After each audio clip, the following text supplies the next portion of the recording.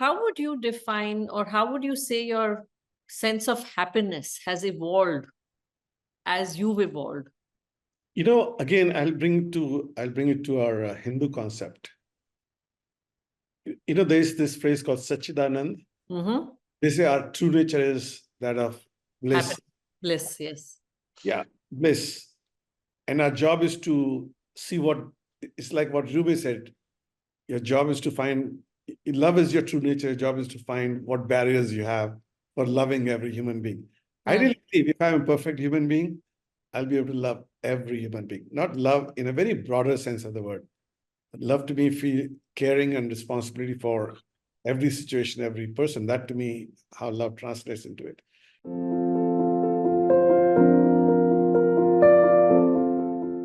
Good morning, good evening. Welcome everybody to yet another episode of the Happiness Hour.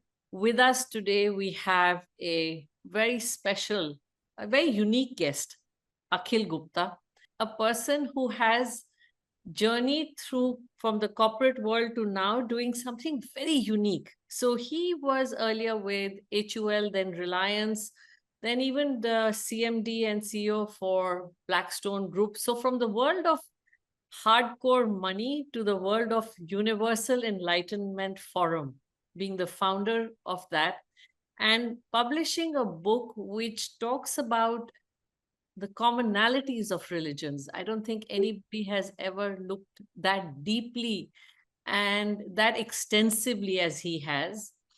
My pleasure, Ashu. Thank you for inviting me. So I'm going to really jump into our first question. Tell us a little about your journey from your early days, from education to HUL, Reliance, Blackstone, and then we'll come to what next.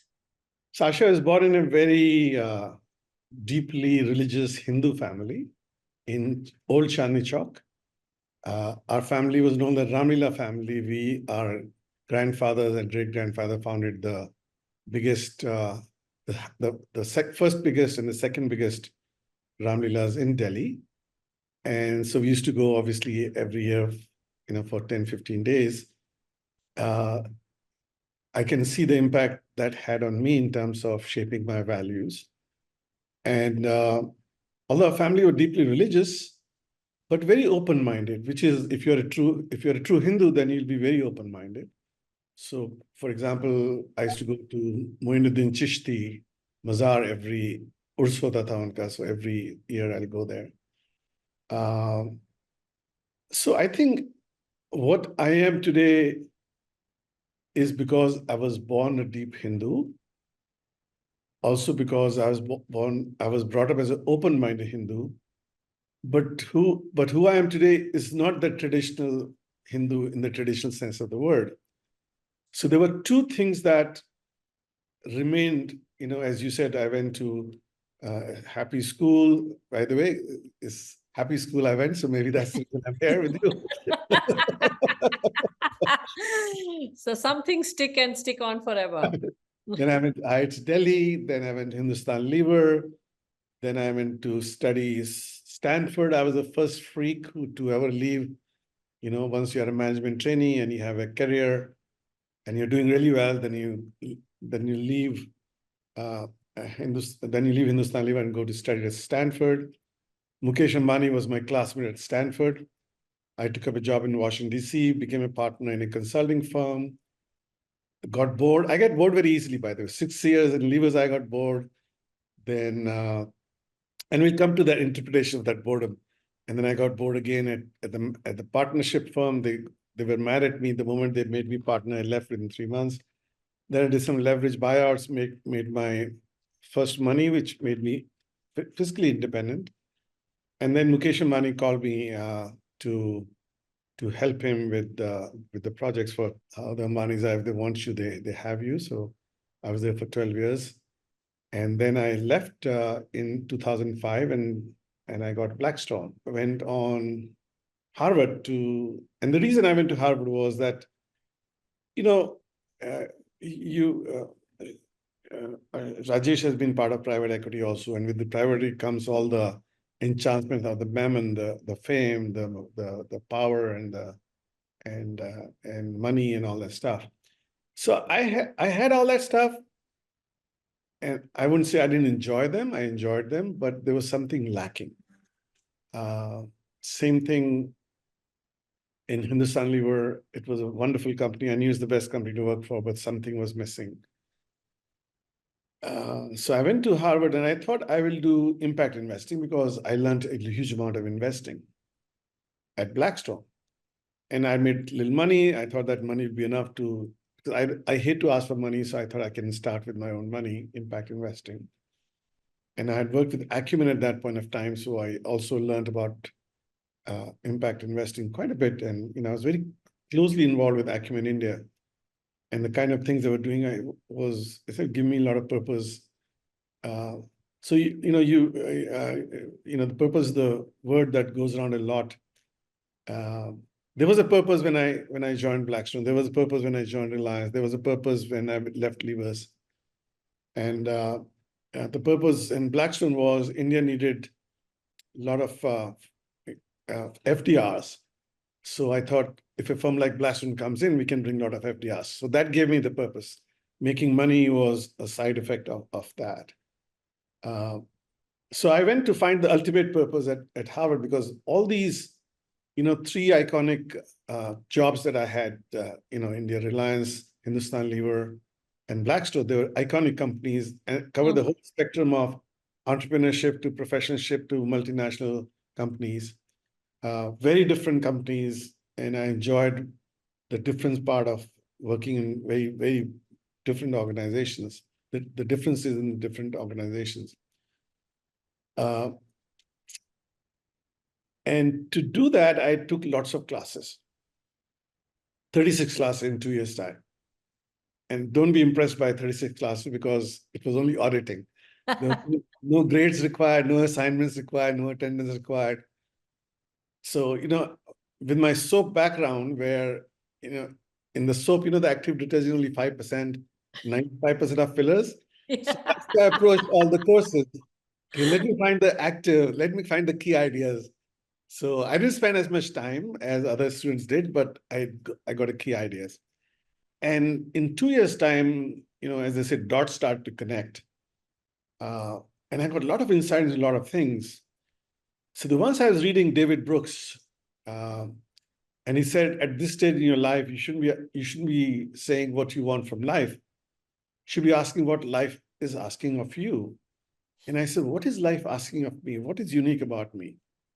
And that's where I think my inspiration to form UEF came in.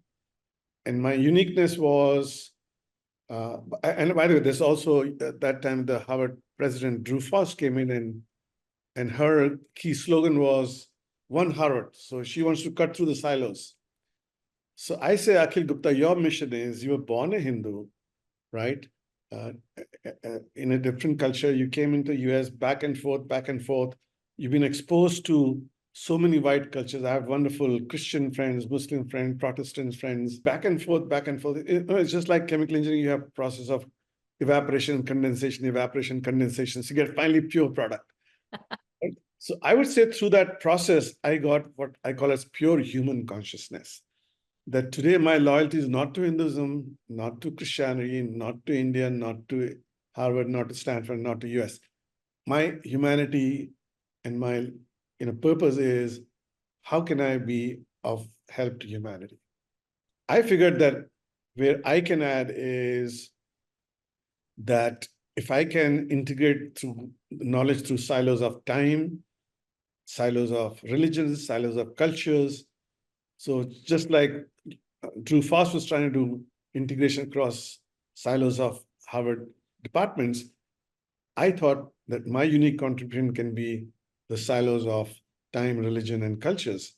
Because there's so much of wonderful things, wonderful ideas, wonderful practices that we have in some other cultures that we deprive ourselves because of our egoic identity with our own, either it's nation, culture, religion, tribe, or whatever.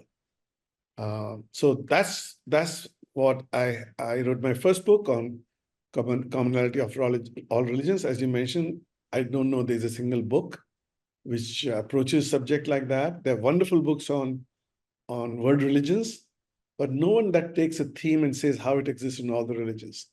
So, the example that comes to me is like ChatGPT. ChatGPT has all the answers, but the answer they'll give you is the kind of question that you ask. So humanity has been asking the questions, hey, how different are we from other religions? So that's the answer you get.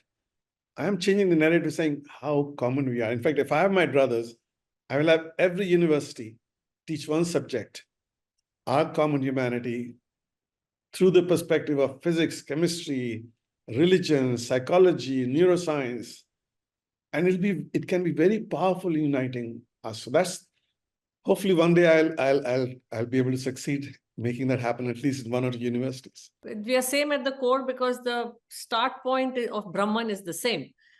Exactly. And it's just different manifestations and different faces, different personalities. Obviously, now that idea has taken various forms in my head. You can see the Big Bang theory is that we are out of the same dust. So obviously, we are interconnected. So every dust particle has the same logic that any other dust has.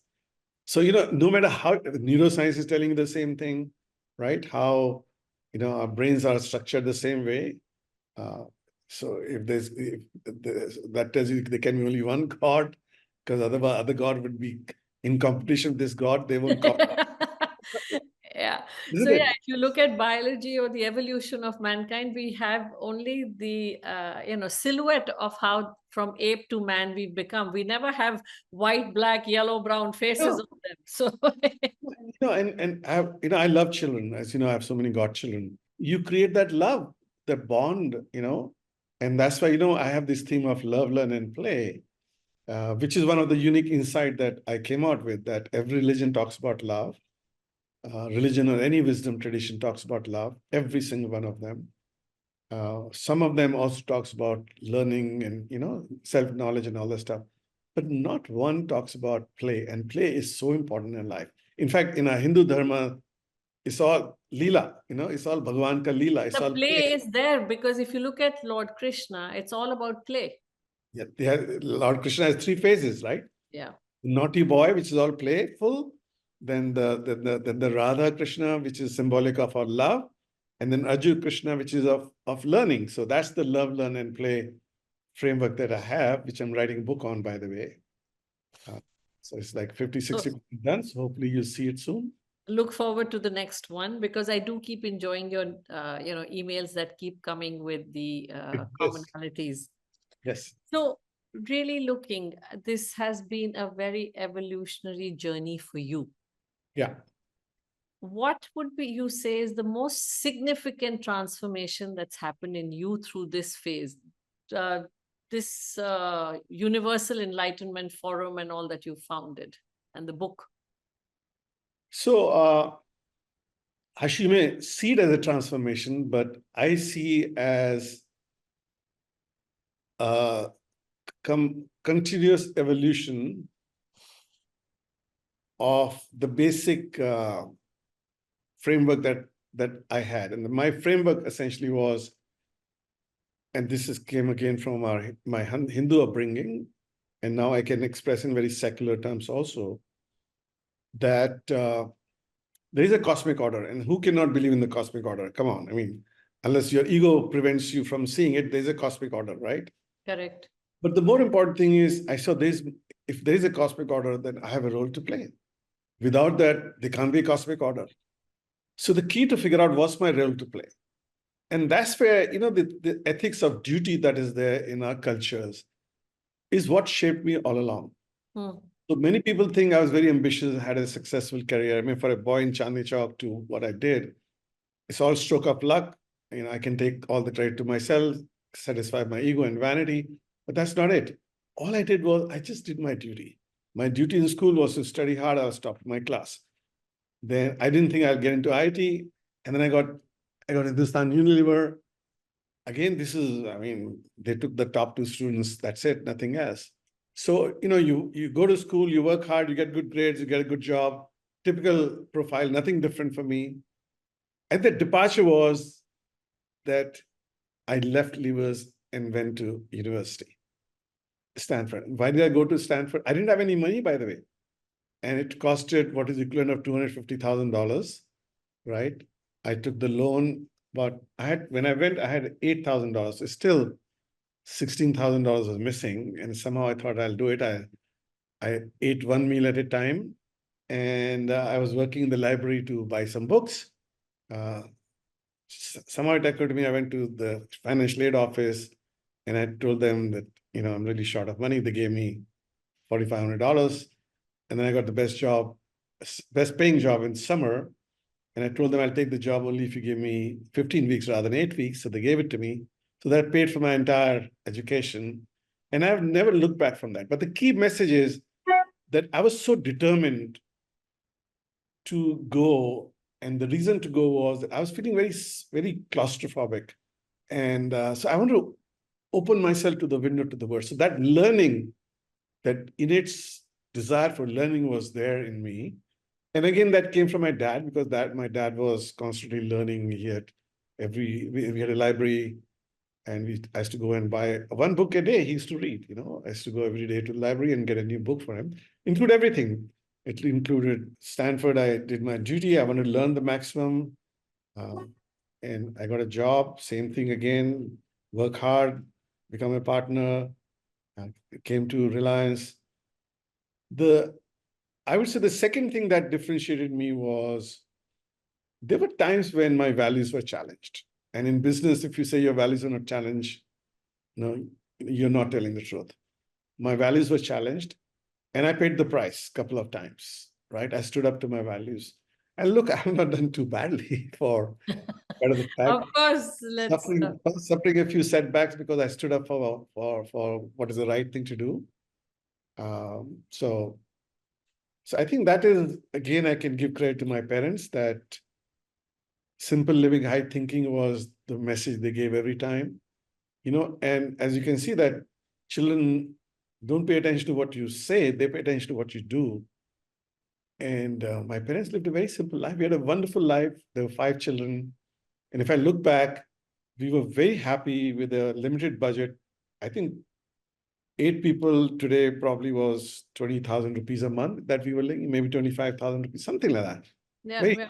It was like hand to mouth, like there was no for luxury, but we had a wonderful life. And I look back, it was because there was so much of love between all of us. And we were very spiritual. We would help poor people. We played all the time. My father had a very good sense of humor, so we were pulling each other's leg all the time. And there was a lot of learning. My father will teach us every week. We used to have a sit down, and he'll give some religious message, but it was meant for ethical, being ethical. So I would thank my parents for this wonderful journey that I've had so far. What you call, I guess, setbacks, I would say it's simply life testing you to say, do you have the courage to once again stand up for your values, or get swayed by the glitz and glamour of the world? And I think absolutely right. Ashu, if there were no price to pay, then everybody will be ethical, right? So it's always, life does test us, and that's the, I think, beauty of life, that it continues to challenge us all the time. My father used to say adversity is the whetstone of life. That's what he taught us. So true. Yeah. So really looking at yourself today, you said you had a happy childhood, doing your duty, life full of having a lot of faith in life. And I think I would say that has been very much, faith is what has been my cornerstone as well. The same values, faith, and doing my duty as doing the best of what I could do in any situation. Now, how would you define, or how would you say your sense of happiness has evolved as you've evolved? Again, I'll bring it to our Hindu concept.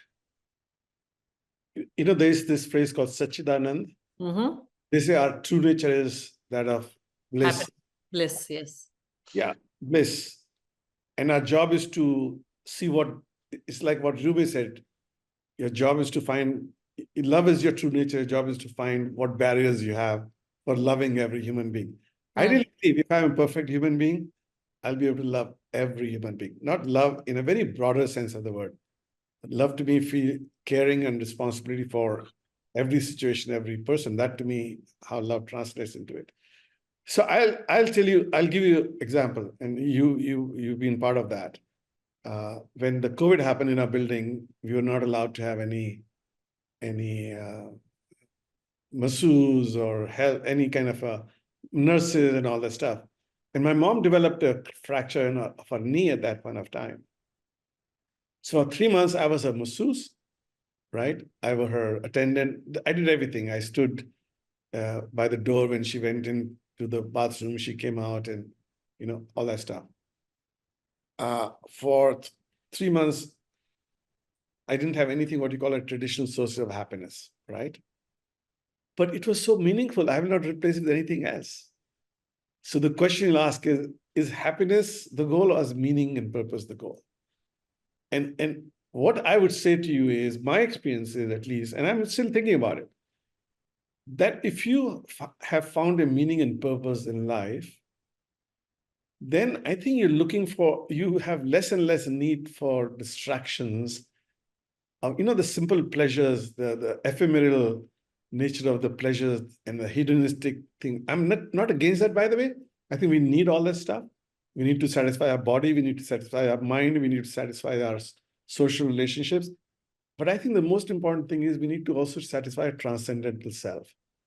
And the thing that I'm working on is, so this is like professors teaching from the research. So I'm giving you from my research, right? The longings of this transcendental self is love, learn, and play, because that's how evolution of humanity takes place. I get up in the morning, I literally have no desires. So I say, what's my duty? So when I'm in the US, my first duty is call my mom, make sure she's happy, everything's taken care of. And then I see who I can help with. And I sit back, read and write, my duty towards my foundation. So, my foundation is the way I am expressing my love for humanity. So that's what I'm really engaged with. So I think I am definitely of the conclusion that that happiness is a subset of a meaningful life. That's what my conclusion is. And different people will find meanings differently. And the thing that I'm working on is that, you see, human beings need only 20% of their energy to feed our to meet our biological functions. Animals need almost all of them to meet the biological function. So this 70-80% of the incremental psychic energy that we have, right? When you say how to live, the question you're asking is how to deploy that 70-80% psychic energy. Yeah, and very true. Very well said. We actually end up deploying only the 20% or maybe another 30, and we leave the 70 untapped. Whereas what we've been gifted with is the awareness to tap into that entire 70-80%. Yeah, or we deploy them in the wrong places, by chasing those external goods. So I think the key to me, what guides me every day, Ashu, and this is a kind of framework that I employ every day, that there is my authentic self, which is loving, learning, and playing. And there's my socialized self, right? Which unfortunately is money, fame, and power. And I ask myself, any decision that I make, is this being mediated through my egoic self and the socialized self? Or is this being mediated to my authentic self? And that gives me the guidance that I need from inside. And I will urge that for every viewer of yours. Just ask yourself that question, just like saying awareness. Be aware that there are two selves. Yeah. And listen to the voice of your authentic self more and more. And you need to go anywhere. Obviously, learning is part of it. So I keep reading all the time, by the way, although I say I don't need anything, but I keep learning. Learning is fun. Learning, curiosity is a lot of fun. Your growth happens through learning. So you have to be, and that curiosity, you would get bored. You'd get dull, lethargic. Exactly. Absolutely. Yeah. Yeah. No, thank you. I'm so glad you brought up this point about the authentic inner self, because my entire journey last 2 decades has been about living in alignment and inspiring the world to live in alignment with it, because that is what is true then we find our meaning, our purpose, the true self, the happiness, everything falls into place when we know what is the right thing for us as a human being. What is it that I think what I see is they're both very different.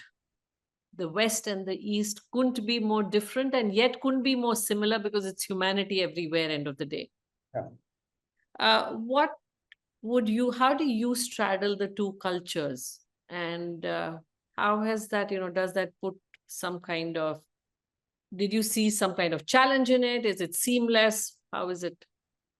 So Ashu, let me take you back. When I first went to the US, there were no emails, phone calls were very expensive. I couldn't afford it. So I used to write letters. Mm-hmm.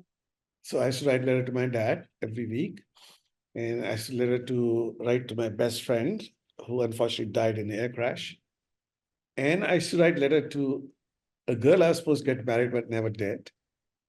And in those three letters I used to write, every letter was, oh, how Americans are different than Indians. 3 years later, by the way, the same letter say, oh my God, how similar we are.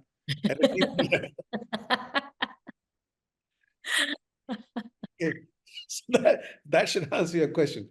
Yeah, at the end of the day, it's humanity everywhere. Exactly. And the more, and obviously I went as a very judgmental person, that anything that I was not doing, like when you see behaviors that are different than what you used to see, but those behaviors are happening with people who you love, they adore, and so you change your perspective, you broaden your perspective. So many changes happen in me, and I would say they were all overcoming my prejudices and biases and established notions. To overcome that, and to the deeper level is the same thing. Deeper level, we are looking for the same thing: loving, learning, and playing. Our passions are the same, our fears are the same, our emotions are the same. We are expressing the emotion the same way. It's amazing how you see the similarities suddenly. Yeah, you can't change that, and it's just that unfortunately, it's the mind that interprets and sees things differently and makes judgments. Right. So, if you had to, to our viewers, give any advice or strategies or suggestions as to how could they look at humanity as one and really live from the authentic self? That's a very simple thing to do, Ashu. And the answer is live your life consciously. So, we are surrounded by so many false narratives that we're not even aware of. So if you live your life consciously, right, and see what is guiding your decision making. Is it, again, I go back to the same thing. Is it one of these false narratives which is part of your socialized or egoic self? Or is it the authentic self that is driving to do what you're doing? I think you'll get all the right answers. At least that's what I find, that framework's my guide. It's simple, yet it is the biggest challenge given to humanity, and it creates the whole drama of life for all of us. So live life consciously, not compulsively, is what my message is. Yeah. No, thank you so much for that. Thanks for the opportunity. Thank you. Thank you very much. Really appreciate it.